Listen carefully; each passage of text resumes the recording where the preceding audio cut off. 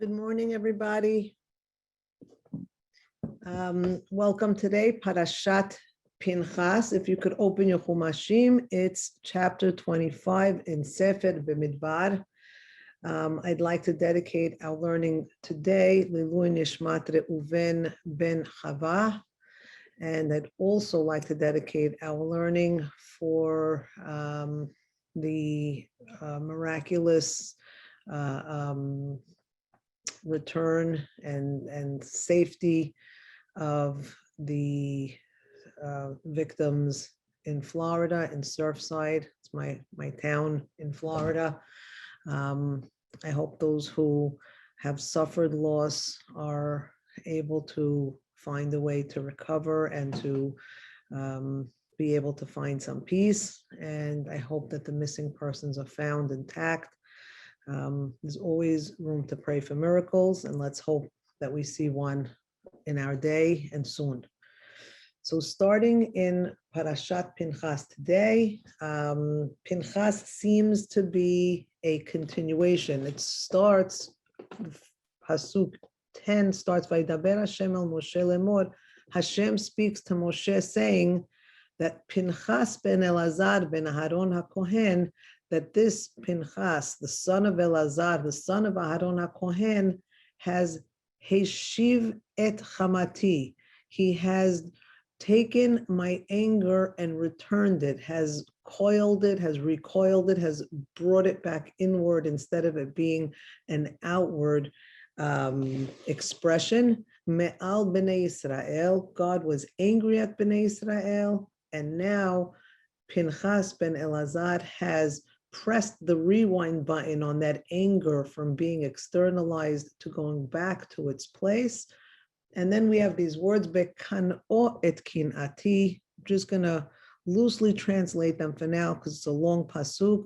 He has avenged my anger, my vengeance, my jealousies, betocham, within them. Velo kiliti et bnei Israel bekinati, and I did not fully destroy or obliterate bnei Israel in my either vengeance or in my anger. The word kin'ah has a sense of jealousy attached to it. There's a lot going on in Pasuk Aleph. And so, I mean, in the first or second Pasuk of this week's Parashah, I wanted to just read it to you so that you'd get a sense that if you weren't paying attention last week or you didn't follow what happened at the end of the Parashah, Parashat Pinhas seems to come on the scene with a story that we're supposed to already have been aware of. So I'd like for today, I'd like us to turn back, inform ourselves. We're going to start our class today learning about a group of women. We're going to end our class today with a different group of women. I entitled the class Inheriting a Future. I think it's a twofold message from Pinhas and for the end of our Parashah, which is going to deal with the daughters of Selofchad.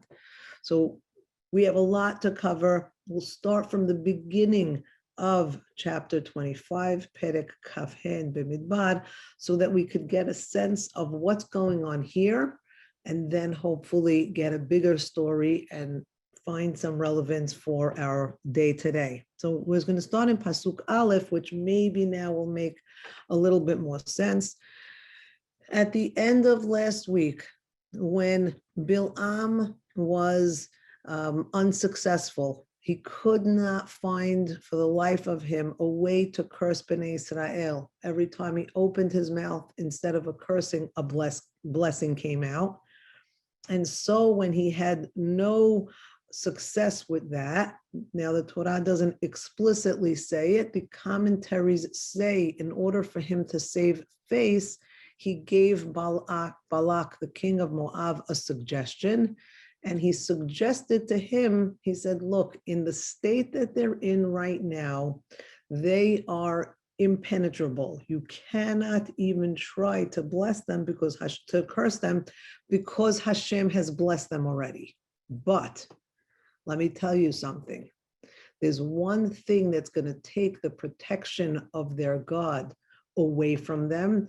There's a chink in the armor. There's a way to burst this bubble that they have, this aura that they have surrounding them could easily be removed if you're able to breach the contract that they have with their God.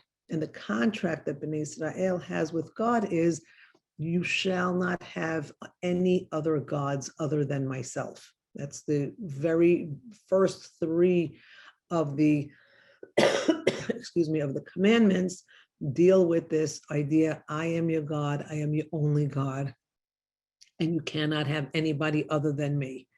And now when we go into chapter 25, which is the end of last week's Parashah, we see that Yisrael was in Shittim. The commentaries say it's a play on words with shtut, which means unsmart or stupidity. So they were sitting in a place where they weren't sharp and they weren't smart enough. And what did they do? Vayachel ha'am liznot et benot Moav. We have this committing harlotry or committing adultery with the daughters of Moab. And the Vatikrena la'am lezivche Elohehen, it seems that the women were wooing the men. They were calling out to them. They invited them to come and feast with their gods.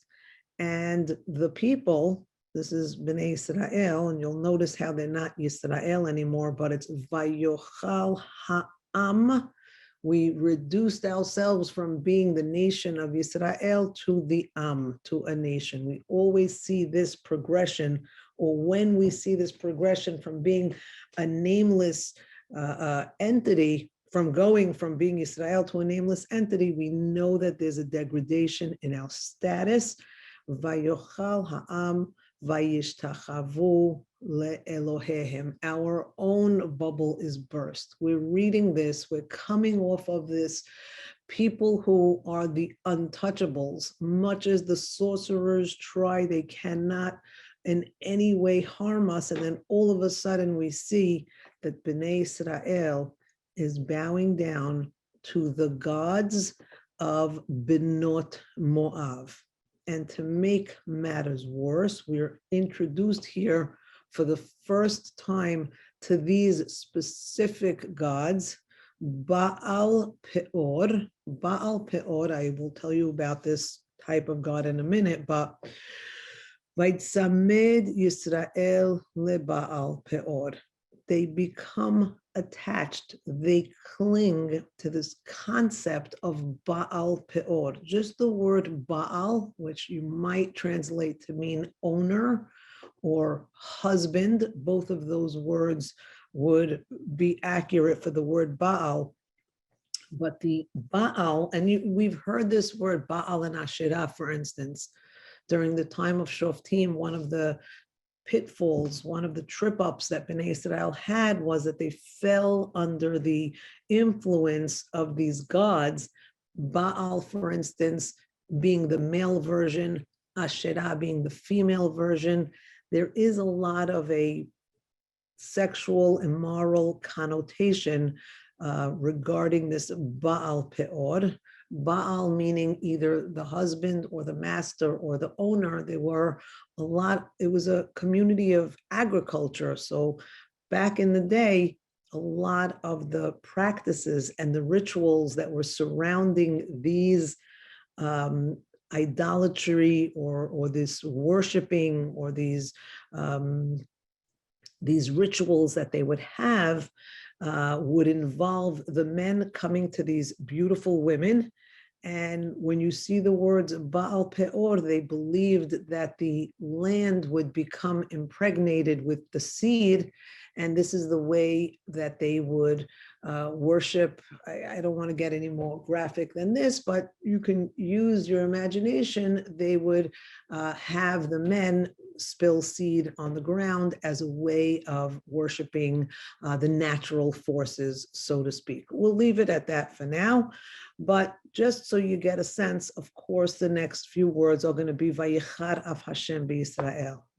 God gets very angry. Charon af, the flaring of the nostrils, is one of the strongest forms of anger that Hashem has with Yisrael.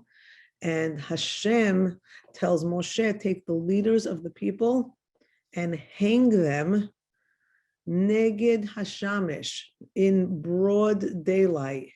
And maybe then my wrath will, vayashov, will return. We're going to see that word in this week's parasha also, will return from being flared up against Israel. And Moshe says to the judges, anybody who is attached to Baal Peor must be killed. Hirgu ish. And this is, again, this word nitzmadim. They weren't just worshiping, it became something that they clung to, that they were attached to. And now here's the beginning of our story that brings us into this week's parasha. Vehine. This is now, if we're reading this story and we see the word vehine, right away we know that that what's going to take place is going to have a lot of divinity. But when we see what it is, vehine ish mibnei Yisrael, ba, a man from Yisrael. Their identities are not disclosed to us in last week's parasha. We're going to find out who they are this week. There is an ish. So you have a man who has divine inspiration, and I believe this is what makes it that much, adds insult to injury to our story. It makes it that much more horrific. An inspired man from Bnei Israel comes, and he brings close to his brothers a Midianite woman, Hamidyanit. It doesn't say her name, but it calls her Hamidyanit, meaning that she is the premier. You know, we say there's Elohim, and then there's Ha-Elohim. Ha-Elohim is the one that is above all the others. So this Midianite, we believe, woman is maybe a princess or a premier iconic figure amongst the Midianite women. He brings her to the eyes of Moshe. This is what we say in English, in your face, in the eyes of Moshe, and in the eyes of all of Bnei Israel. And then we have these words, Vehema bochim petach ohel moed. It doesn't say exactly who was doing the crying, whether Bnei Israel was doing the crying, or whether it was Moshe and Aharon. You could support either. You would say it was Bnei Israel because they're the last people mentioned in the verse before mentioning that they were crying. But you could also say if they were Petach Ohel Moed, it must mean that it was Moshe and Aharon who are typically at Petach Ohel Moed, who would typically frequent being there, that they were the ones who were crying. Now, the story right now, we're picturing this scene. 2 minutes ago, you had Bnei Israel, who was an untouchable nation.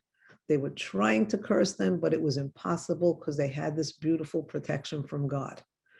All of a sudden, the Moabite women come, they team up, must be with the Midianites because this woman is a Midianite. And these women come and they seduce the men to do all of these atrocities in the eyes of God, which is worshiping foreign gods in a way that is completely abominable. And now what happens is the leadership, Moshe and Aharon, who God told them, hang all of the Rashi Ha'am, hang all of the leaders. They don't hang all of the leaders, they just say, kill any man who's attached to Baal Peor. It's not an exact carrying out of what God had asked. And what's worse than that, an ish, and we know in Torah, when you see the word ish, you know it's an important man. And we're going to see this week, it was a very important man. He brings a Midianite in broad daylight in everybody's face.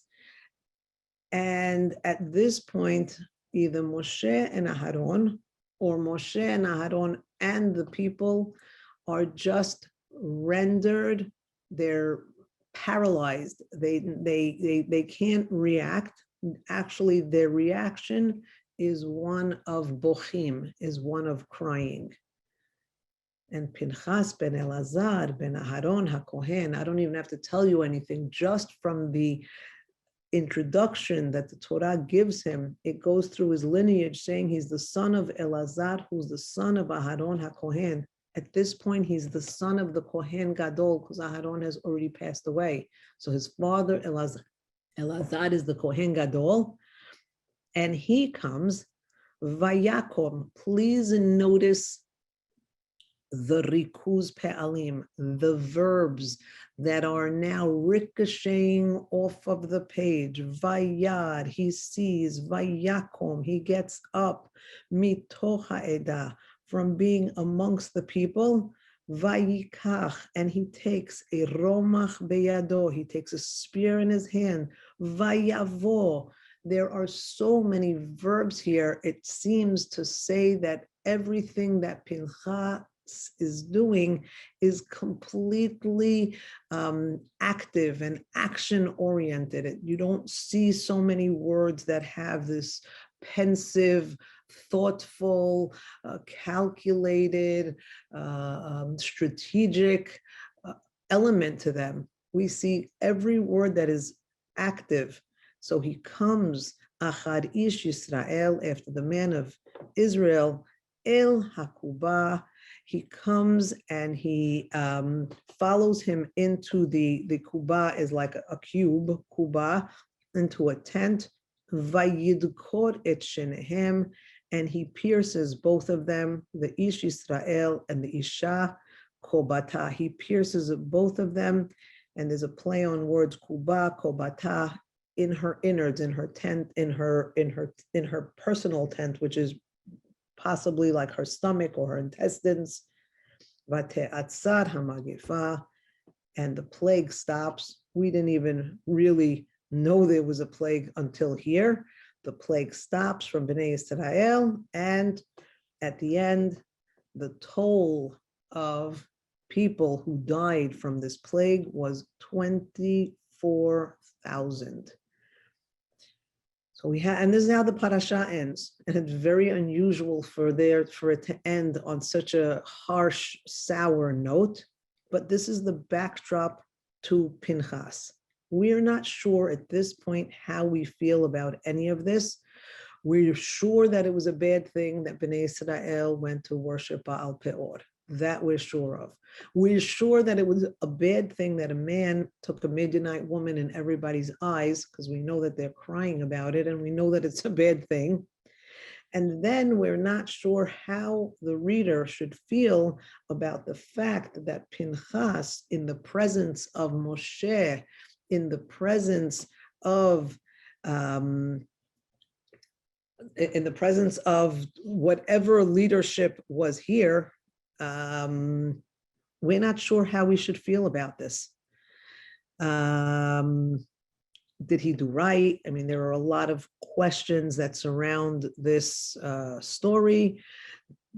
Was he too zealous? Should he have consulted Moshe, who was the leader, who was in a position to do something? Should he have looked for Elazar, his father? Or sometimes, is there no time for delay? If we just want to look at the numbers, 24,000 people dying, you can't help but wonder to yourself, how many people died a minute? How many people were dying every second? And had he not acted at that particular moment, how many more people would this plague have killed? So there are questions that we're left with at the end of last week. So let's go into this week. So now Hashem comes on the scene. He speaks to Moshe and he says, and he uses these words, and we should sit up straight.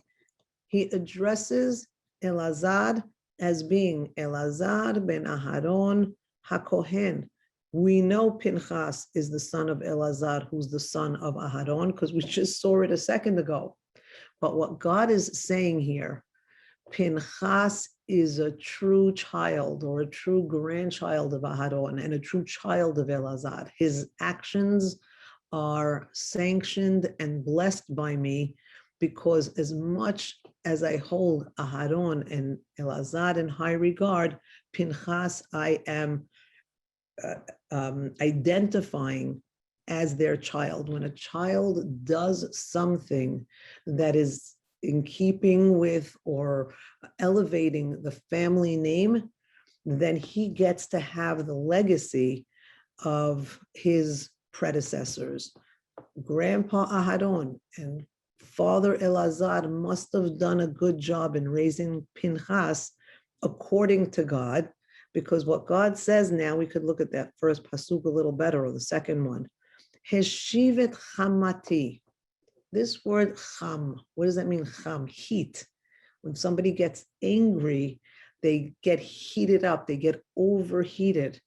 And God is trying to say what Pinchas did, and we all know, unfortunately, myself included, once the fire is lit, once that fire burns in the belly and the anger starts to rise, it's very hard to quell it. It's very hard to quiet it. And so even God himself is using these human terms by saying the anger that I had, Heshiv et chamati. Heshiv doesn't just mean to return. We use that word a lot in terms of teshuvah. He was able, teshuvah means to return something to its original form, to its pristine place. Heshiv et chamati. Even God himself is saying, once anger rears its ugly head, it's very hard to change course and bring it back and calm it down. But Pinchas was able to do that to my anger, says God. Me'al b'nei Yisrael. I was so angry at b'nei Yisrael. And what exactly did Pinchas do? Kan'o et kin'ati. I mean, there's a lot of ways to try, and in the English says he avenged my vengeance, but I think there's more to it than that. Kan'o et kin'ati, it might go as far as the words might lend themselves to be explained as Pinchas felt my jealousy. Kan'o, my jealousy became his jealousy. In English, we would say he was jealous for me. He saw the situation. He understood that God, in the relationship with Bnei Israel, we often use the Har Sinai scenario as being the chuppah, as being the place, as the marriage between man and God. And in that marriage, if we are God's loved one, imagine the loved one going and becoming an adulteress. So what Pinchas was doing was he was putting himself in the situation and saying, how must it feel to be the husband of this Bnei Israel who isn't just quietly, secretly, covertly having an affair? She's doing it in broad daylight. And we know not only is she doing it in broad daylight, but she's doing it to a God that's been nothing but protective of her. So protective of her that he's protecting her even in situations where she's not even aware that she's in danger, like the Balak, Bilam situation where they tried to curse her. So Pinchas kan'o et kin'ati, he really went, and maybe we could use the word empathy for this, where it means that Pinchas was feeling God's pain, if we could say that. Then it says these words, betocham, within them, in their midst. If you want to be a great leader, You have to be betocham. You have to be amongst the people. You can't just sit high on a perch and be totally removed. You need to be part of them. Velo kiliti. We may not be aware, but Bnei Israel at this point was destined to be obliterated. The word lechalot, to consume, is what the English will say, but we know it means to completely abolish and finish them off. So this is what Bnei Israel was staring down, this barrel of being annihilated, and Pinchas came and saved the day, and he took God's anger and he put it back in its place. He recoiled it. Lachen, and we're going to play with this word a lot. Lekin, not just therefore, but for the sake of kin. What does kin mean? When God created the world and he said, Yehi od, and then there was od, Vayhi kin.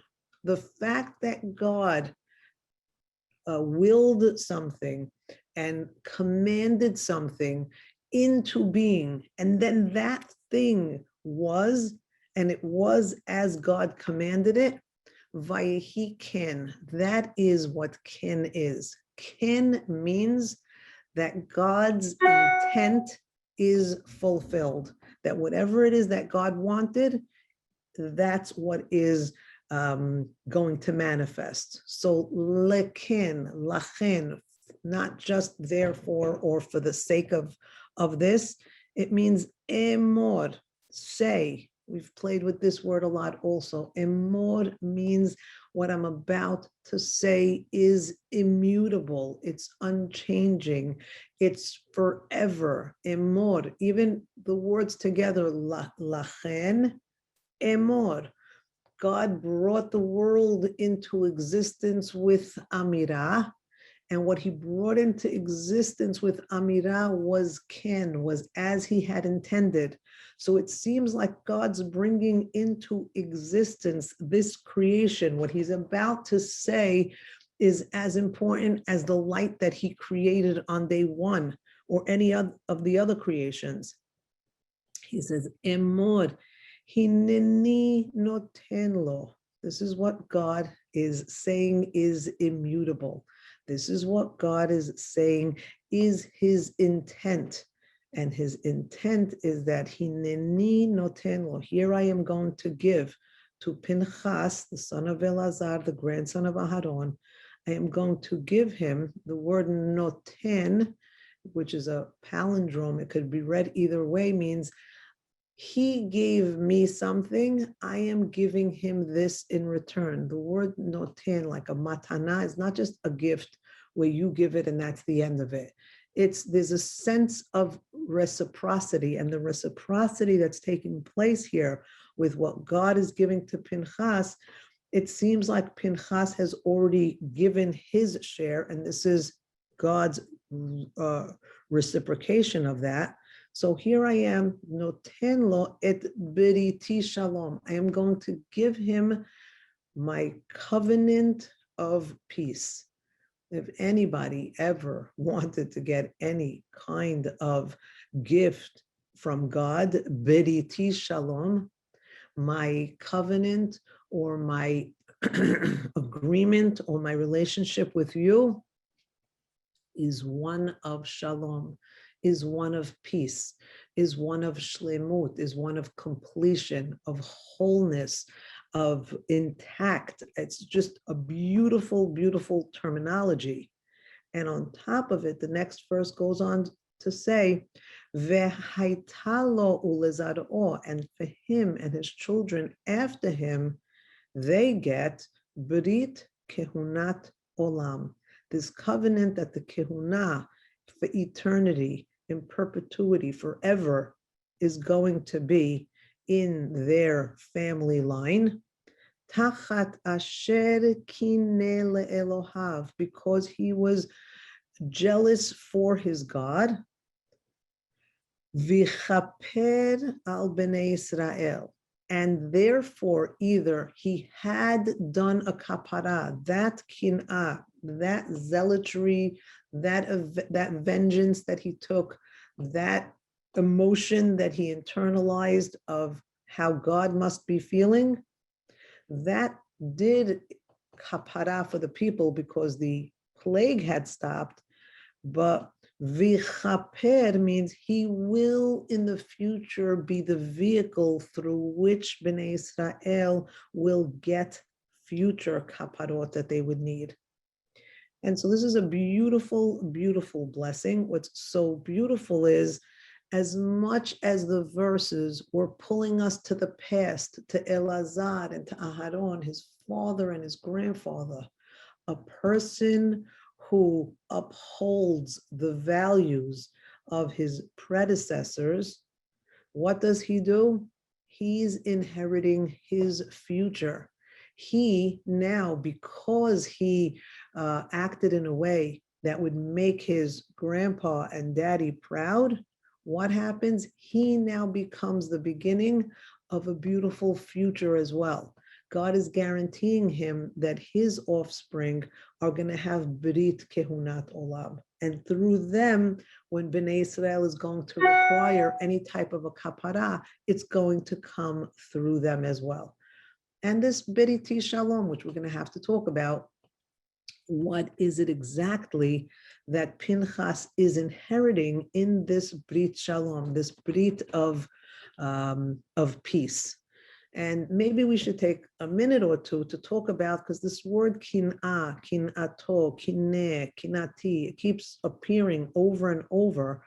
What does this term, where would we think the Torah wants us to get some type of a reference from this word? I have this word kin'ah, believe it or not, with Rachel. When she couldn't have a child, Vatekane Rachel, it's in Bereshit chapter 30, if you would want to follow along. And what's happening is Leah is popping out all these children, and Rachel can't have any children. And so the text says, Vatere Rachel, Rachel sees that she couldn't give birth for Yaakov, Vatekane Rachel be'achota. And Rachel is jealous of her sister, clear as day. And she tells Yaakov, Hava li banim, give me children, if not, I'm going to die. And so we have here a sense of kin'ah. And what at this point, I know we're so familiar with it, so we can't appreciate the nuances, but you have a woman who is aching to her core to have a child. At this point, Leah already had Reuven, Shimon, Levi, Yehuda. She had 4 children already, and Rachel hasn't had a single child. And she's in anguish, and she's in pain. And we would hope, and maybe we're hopeless romantics, but we would hope that Yaakov would say, don't worry, honey, it'll happen for you at the right time. Besha'a tova. Look at Sarai, your grandmother. She had a baby at 90. Look at Rivka. All of these icons, they all had trouble. It took her 20 years at Rivka, and then she ended up with twins. Don't worry, honey. This is what we would hope, or maybe at least I would have hoped to see, some type of a sympathy for her condition. But unfortunately, Yaakov answers her in verse 2 in chapter 30 of Bereshit, Vayichar af Yaakov berachel. He gets angry at Rachel, and he tells her, Hatachat Elohim anochi? Who do I look like? God, that has withheld from you the fruit of the womb? And part of us feel a little bad, and part of us feel a little sad. We would have liked, this is the love of his life. He worked for her for 7 years, didn't get her, agreed to work for another 7 years, marries her, and now this is how you're speaking to the love of your life. We feel a little bit of a sense of maybe there could have been more sensitivity here on the part of Yaakov. And it's not coincidental that the next time we see this word kin'ah, we're going to see it in chapter 37, verse 11. And it's going to come to us also regarding Yaakov. And in this case, it's the story of Yosef. He has already told the brothers his dreams. At this point, he told the second dream that involved his father and his mother, or the stars and the moon and the sun. And in verse 11, Vayikanu bo echav, his brothers are jealous of Yosef. And the father is present for this story where there's again jealousy with brothers. And what does his brother do? Ve'aviv shamad et hadavar. I don't know how to translate that for you. For today, I'm going to say that his father just didn't seem to take any action on this entire hatred, shamad. He watched it, he guarded over it. I don't know what he did, but the two times that we see kin'ah with Yaakov, one where his wife is jealous and one where his sons are jealous, in both of those cases, it doesn't seem that Yaakov responds to that jealousy. And why did I bring you here? Because if we count back 7 generations from Pinhas, they invited us to do that when they counted Pinhas, the son of Elazar, the son of Aharon. We know that the 7th generation is able to do the kapara for the first generation. So the first generation to Pinhas, if we count back from Pinhas to Elazar to Aharon, who's the son of Amram, who's the son of Kehat, who's the son of Levi, who's the son of Yaakov. It seems to us here that we're starting to get this sense that Pinhas didn't just follow in the footsteps of Aharon and Elazar, but he's able to make a tikkun, to make a rectification for the first generation of kin'ah. The first one who had encountered this kin'ah, his grandpa Yaakov. There was kin'ah, but he didn't act on it, or he didn't handle it in a situation to bring any kind of resolution. Pinhas now, kan'o et kin'ati, maybe God is telling us, in order for you to be a kohen, in order for you to be the one to serve me, in order for you to bring kapara into the world, you have to be a person who's able to feel, to have the emotional sensitivity of what people are feeling. And Yaakov couldn't do it with Rachel, and he didn't do it with Yosef and his brothers. And now here, Pinchas's act is able to compensate for that, because he didn't just feel God's kin'ah, he acted on it. I want to put this whole story now on hold here for a second, and I want to maybe mirror it with the end of our parasha, which talks about the daughters of Selofhad. So if you don't mind, let's go to chapter 27. It's not all the way at the end, but it's further down. Chapter 27. Let's talk about the daughters of Selofhad. I happen to love these women. They are my iconic women, possibly in Tanakh. We love all the women, but these women have something very special, and it's not me saying it. The Torah is going to express it perfectly. Vatikravna. So get your counting fingers ready. I took you through the Pinchas 7 generations, saying that the first generation to Pinchas being the 7th was Yaakov. Yaakov is his first generation to Pinchas's 7th.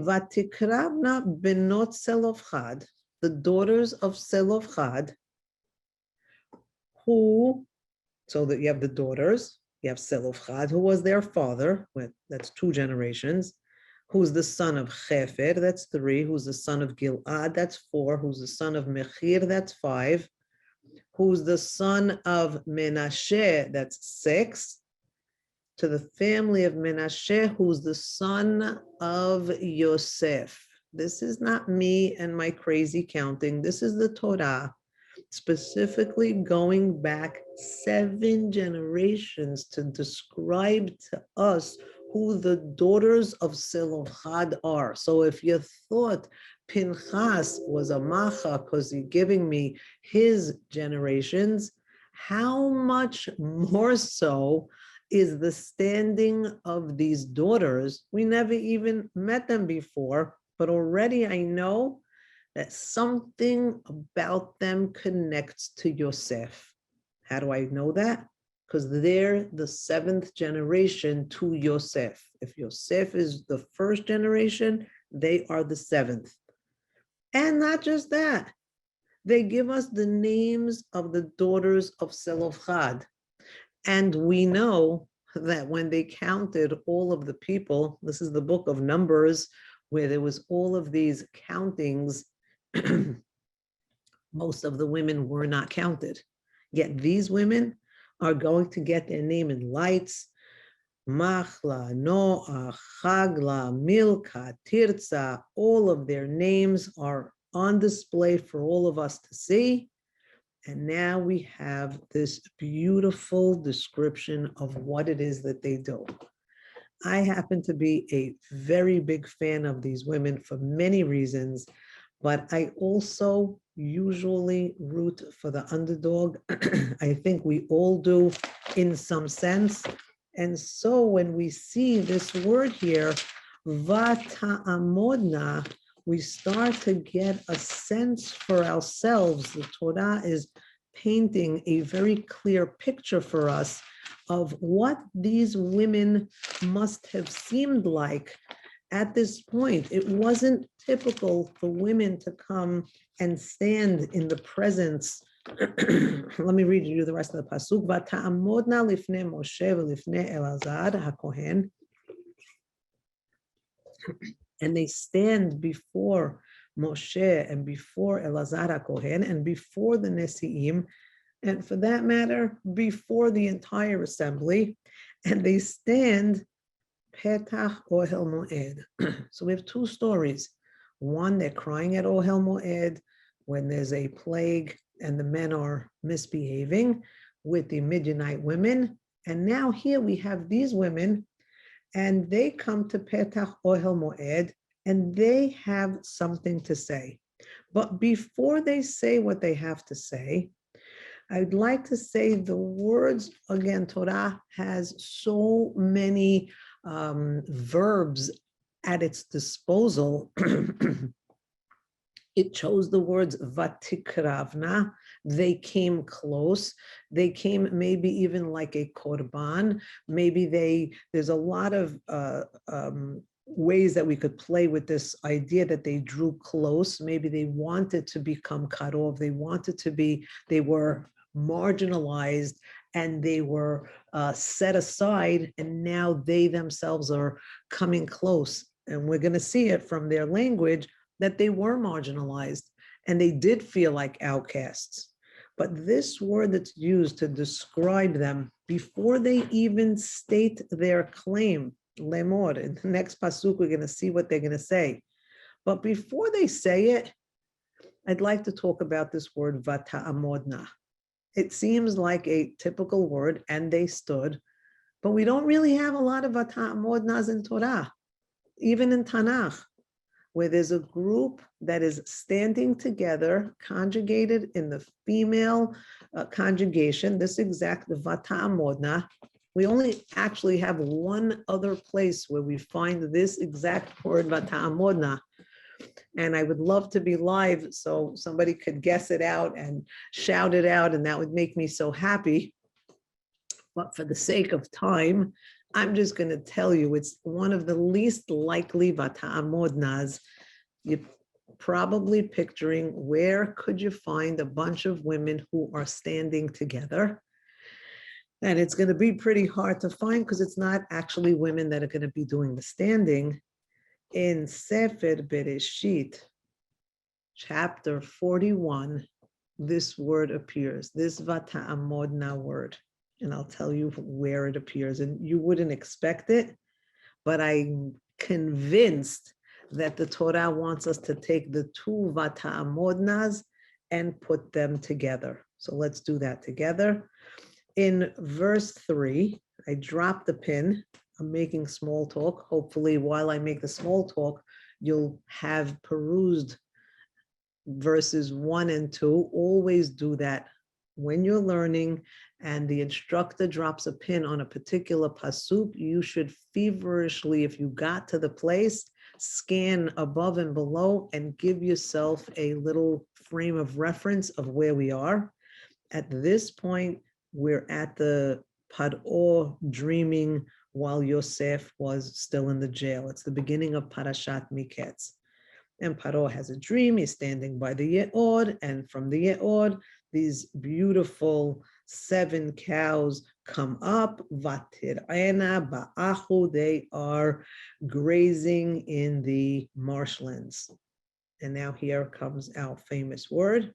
And hine, and behold, 7 other cows come up after them from the river, and they are ra'ot mar'eh v'dakot basar. They're not so nothing to look at. They're pretty skinny. Vata'amodna etzel haparot al sefat hayeor. And now these skinny, scrawny cows are standing on the riverbank. And I hope that you're still tuned in, because if you're wondering why on earth I would compare the daughters of Selofhad to the skinny cows in Paro's dream, I did not lose it. I am totally intending, not me. This is not me. I think the Torah is leading us to say that these women and those skinny cows, both being vata'amodna, have something pivotal in common. So let's talk about it for a minute. What do these women, how can we view them? Again, society today doesn't really give us a frame of reference for the way that women were relegated to the Saraba Ohel. We don't get the sense, we don't realize how groundbreaking it is for not one, but 5 women to come together, to stand united in front of Moshe and Elazar, in front of the Ohel Moed and in front of the people. This doesn't happen every day. And for us to have the sensitivity for how they may have appeared, maybe the Torah is going to use the word vata'amodna. They looked like the 7 skinny cows. You could blow them away. They didn't really have any substance to them. This is how they might have been perceived by onlookers. But we know the story of the 7 skinny cows. We know that the 7 skinny cows swallow up the 7 fat cows. We know that the underdogs in the story end up being the ones who are foremost, who end up in a very strong position. So we have this vata'amodna. They stand in front of Moshe and they say, Avinu met bamidbar. Our father died in the desert. We know he's Selofhad because they're benot Selofhad, and the commentaries say maybe Selofhad was the Mekoshesh Etzim, the one who was chopping wood on Shabbat and ended up being stoned. Regardless, if you thought they were skinny cows before, women in this society without a brother or without a father to care for them are the most vulnerable people in society. So they say our father died, and he was not part of the people who had rebelled against God in the Korach situation. He died of his own sin. He wasn't a chote umachti. He didn't cause others to die. He was a lone person that acted alone and died on his own sin. And he didn't have any sons.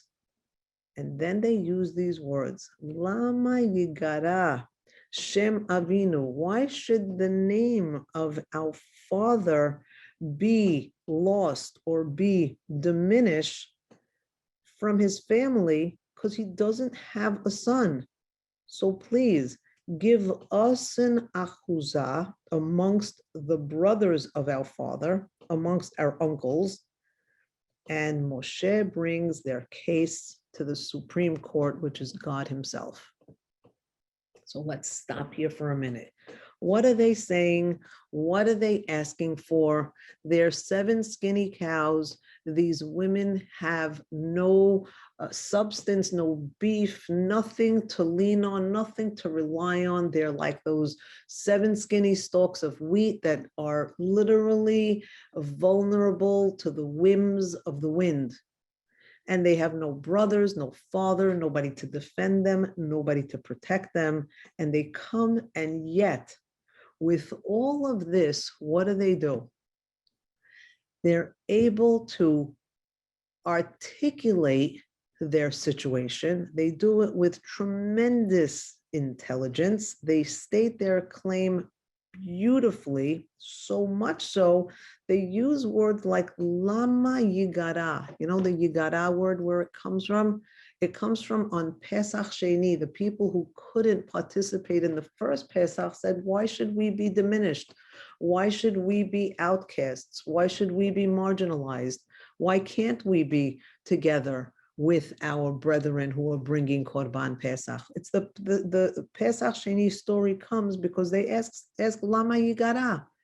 By no fault of our own did we become Tameh Lamet, did we become spiritually impure. And these women are saying the same thing. It's not our fault that we don't have a brother. This is not something that we could be faulted of. There's not anything in our history that would warrant our having to pay a price for our circumstance that we have right now. And I have to say, what I give them tremendous courage for, tremendous credit for, is first and foremost, they have a sense of confidence to be able to stand in front of the assembly. It takes a certain confidence. Now, when Pinhas acted, he acted with swiftness. He was it was uncomplicated. He was so confident that what he was doing was the right thing, that all of those verbs that describe his actions tell us that he was confident that he was doing the right thing, and he was confident that he'd be able to carry out his mission. And what brings a person, what gives a person confidence? What allows a person to have this ability to, like Pinhas, we'll use him as an example. He moves swiftly, he's calculated, everything is planned, he executes his plan to precision. The word itself, confidence. Confidence is like fidier. In Latin, it means with trust. He trusts in himself. He has with him this inner trust that he's going to be able to execute what he planned. And the only way that a person could have confidence is to know themselves, to know their abilities.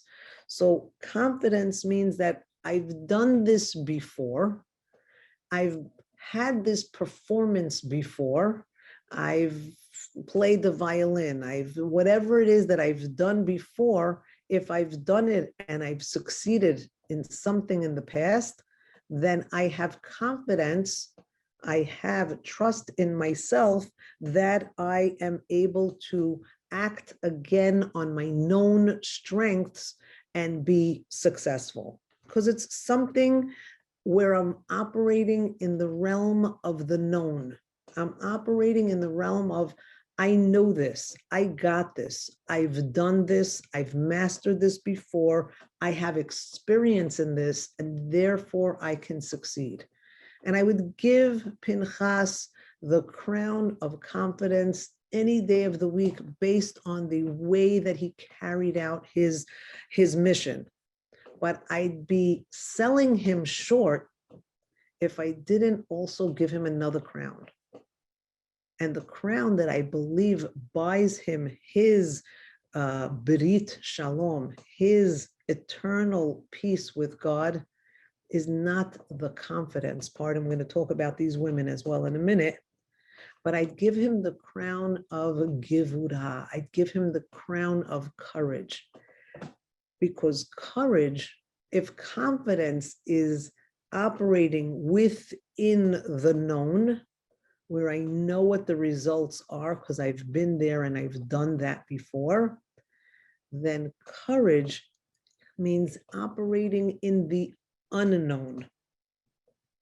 It means I have no frame of reference for this. I was never taught how to react in this situation. But courage means that I am inspired from within. You know, you could teach confidence to a certain degree by practice, but you can't teach courage. Courage is something that has to come from the heart. Maybe I would say that confidence comes from the brain. You know something, and therefore you have trust in it.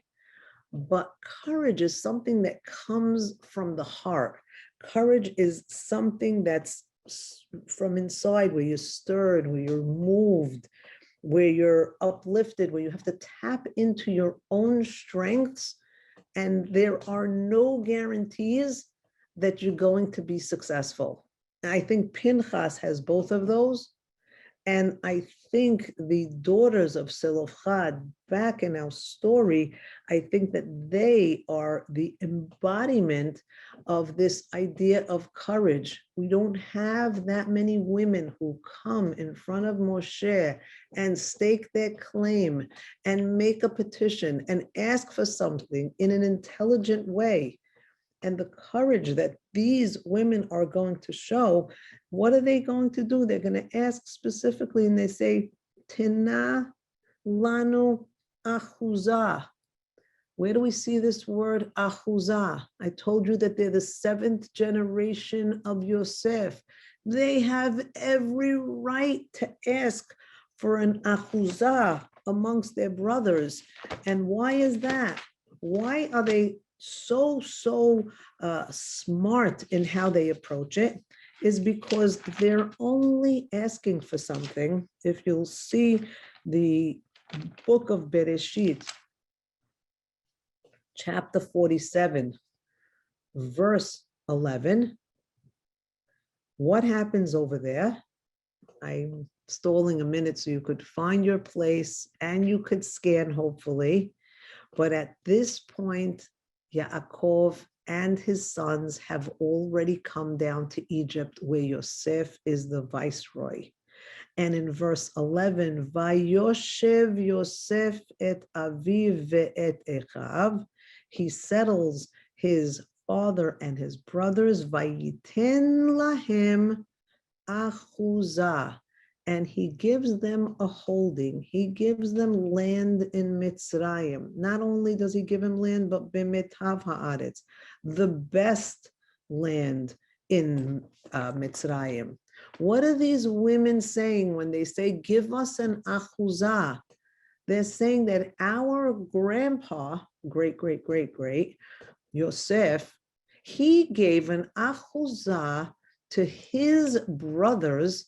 They would have been nobodies in Egypt had Yosef not set them up and settled them.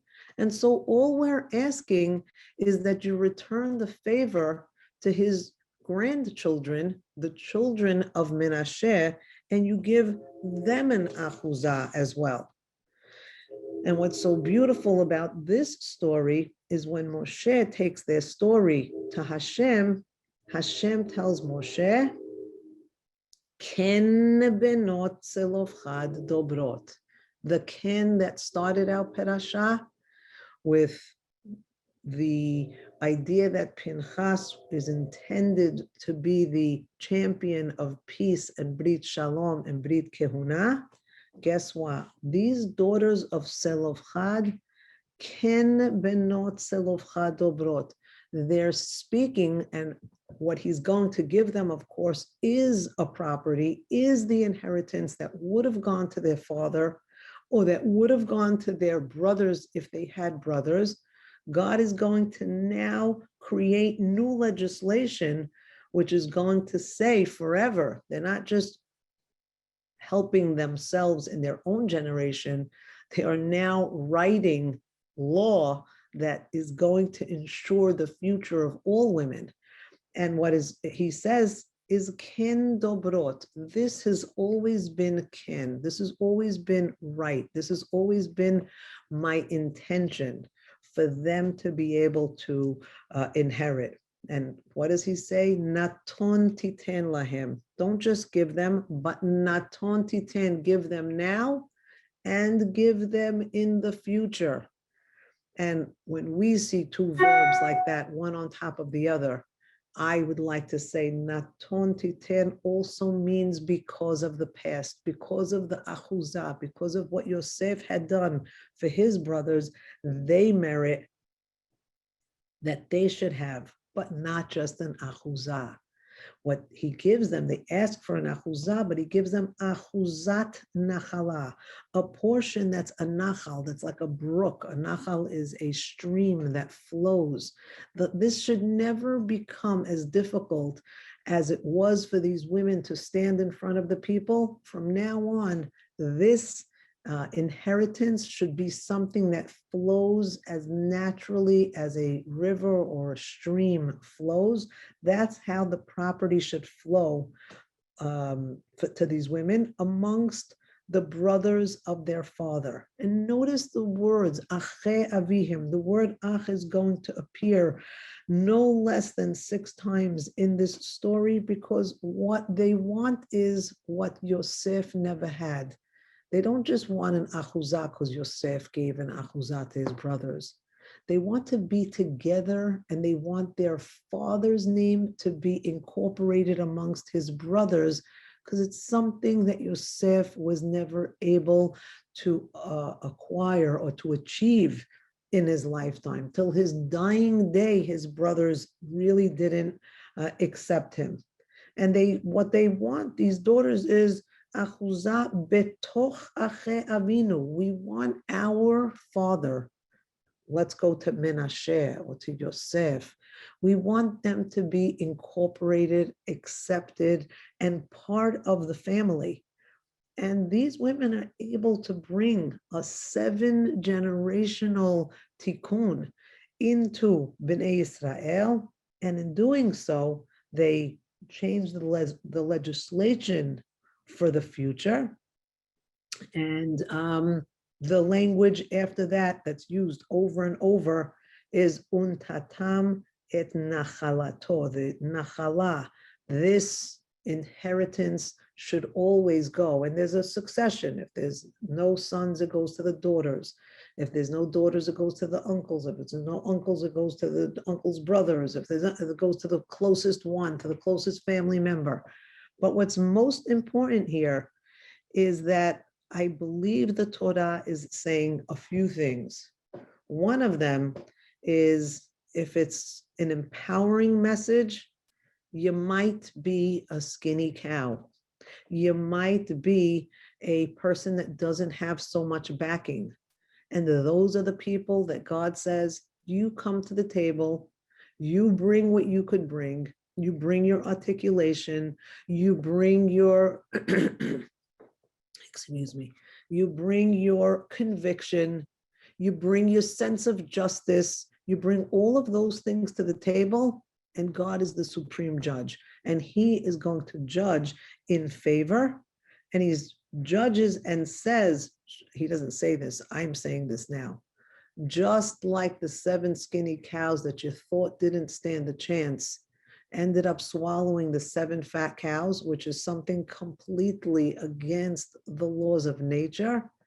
These 5 women were able to stand in the face of adversity. Had they not gotten this judgment from God, they would have been not only vulnerable, but they would have been subjected to poverty, and they would have been in a very precarious situation. And instead, because they use their language, bamidbar, bamidaber, they use their ability to speak in order to come to a resolution.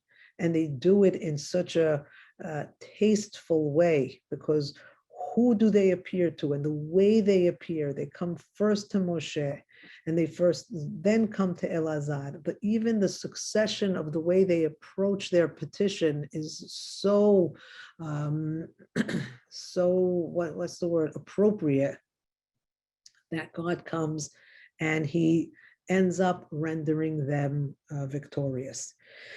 And so I leave you today with the hopes and the promises that the Torah is leaving us with, which is we should always practice and we should always strive to be our best so that we could have confidence in ourselves. And we should always believe that in order to achieve courage, we should be aware that we all have, like those 7 skinny cows. I don't care how you might view yourself or how the world might view you. And I don't care if the world views us as a nation or if we view ourselves that way, we're lost. But we have to say to ourselves, it doesn't matter how the rest of the world views us, because at the end of the day, it's the 7 skinny cows. It's the women who don't have a leg to stand on. When they use their words and they come in an appropriate way and they ask for what they believe they deserve, and they have an inheritance of their forefathers with them, they don't just inherit from their forefathers, but they also inherit a future and they build for the next generation. And that's our job too. It's our job to build on the past for the future, to create the Brit Shalom, to create this idea as women or as men, Pinchas or the daughters of Selofhad. We all have the ability to rise up, use the inner strengths that we have, and hopefully find a way to a safe and promising future for everybody. Thank you for joining today. If somebody's controlling, feel free to unmute. I'm going to try to do that myself. I think I